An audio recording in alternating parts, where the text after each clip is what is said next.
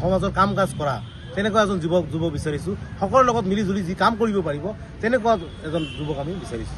চাগে ধৰক বিজেপি দলৰ যদি যুৱ এজন বিধায়ক দিয়ে নতুন মুখ, তাকে আমি এইবাৰ ভাবিছোঁ, সংখ্যালঘু মানুহখিনি ভাবিছে যে তাকে আমি এইবাৰ হিয়া উজুৰি আমি ভোট প্ৰদান কৰি চৰকাৰৰ লগত থামি থাকিম।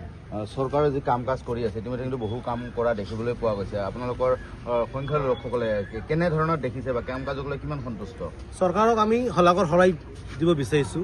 ডক্টৰ হিমন্ত বিশ্ব শৰ্মা ডাঙৰীয়া বহুত উন্নয়ন কাম কৰিছে, কিন্তু সংখ্যালঘু এলেকাত সমভাৱে কাম হোৱা নাই। গতিকে এইবেলি আমি অনুৰোধ কৰিছোঁ হিমন্ত বিশ্ব শৰ্মা ডাঙৰীয়াক, তেওঁলোকে যাতে আমাৰ এজন যুৱ নেতাক টিকেট প্ৰদান কৰে আৰু আমাৰ সংখ্যালঘু এলেকাত সমভাৱে কাম কাজবিলাক কৰে, এয়া আমি অনুৰোধ জনাইছোঁ।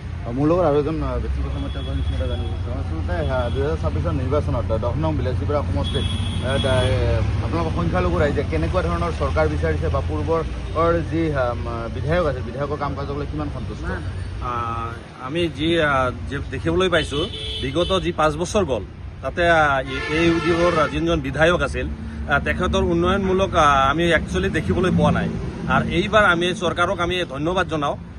তেখেত বহুতো আঁচনি হাতত লৈছে, তাৰ ভিতৰত আমি যদি উল্লেখ কৰিব বিচাৰোঁ ত্ৰিপুল আঁচনিয়ে হওক, অৰুণোদয় আঁচনিয়ে হওক, বিভিন্ন ধৰণৰ আঁচনিৰ জৰিয়তে আমাৰ যিখিনি গাঁৱৰ মহিলাৰ উদ্যমিতা আঁচনিৰ জৰিয়তে যিখিনি কৰিছে আমি ধন্যবাদ জনাইছোঁ। এইবাৰ 10 নং বিলাসীপাৰা সমষ্টিত আমি এজন উদীয়মান যুৱক, তেখেত সকলো জাতি জনগোষ্ঠীক লৈ যোৱাৰ এটা তাৰ কেপাচিটি আছে, সেইজন মানুহক যদি বিজেপি চৰকাৰে গীত প্ৰদান কৰে আমি সংখ্যালঘু ৰাইজে তাক ভোট প্ৰদান কৰিম আৰু 10 নং বিলাসীপাৰা সমষ্টিটো অসমৰ মুখ্যমন্ত্ৰী মহোদয়ক আমি উপহাৰ হিচাপে দিম।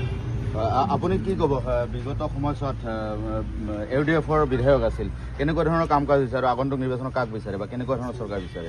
UDFৰ যিজন MLA আছিল তেখেতক কিবা কামৰ কথা নকৰে, তেওঁকে আমাৰতো চৰকাৰে নাই, গতিকে তেওঁ কোনো ধৰণৰ উন্নতি কৰিব পৰা নাই। সেইকাৰণে যদি এজন MLA পঠাই দিয়াৰ পিছতো যদি কয় মোৰ কোনো ক্ষমতা নাই, মই কাম কৰিব নোৱাৰোঁ, আমি সেইকাৰণে এইবাৰ বিশেষ কৰি আপোনালোকে জানে যে 10 নং বিলাসীপাৰা সমষ্টিত MLA নিৰ্বাচনত সংখ্যালঘু ৰাইজৰ এটা ডাঙৰ ভূমিকা আছে।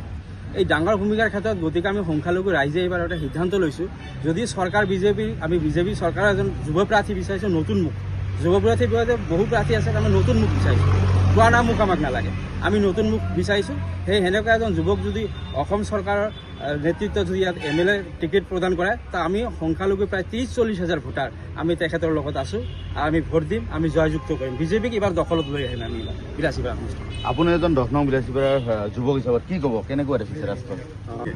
মাননীয় মুখ্যমন্ত্ৰী মহোদয়ক কৰজোৰে অনুৰোধ জনাইছোঁ যে আগন্তুক বিধানসভা নিৰ্বাচনত 10 নং বিলাসীপাৰা সমষ্টিটো বিজেপি দলৰ পৰা এজন উদীয়মান যুৱ নেতা যি সকলো জাতি জনগোষ্ঠীৰ হৈ আগবাঢ়ি আহিছে। আৰু আপোনালোকেতো জানেই যুৱ শক্তি ৰাষ্ট্ৰ শক্তি,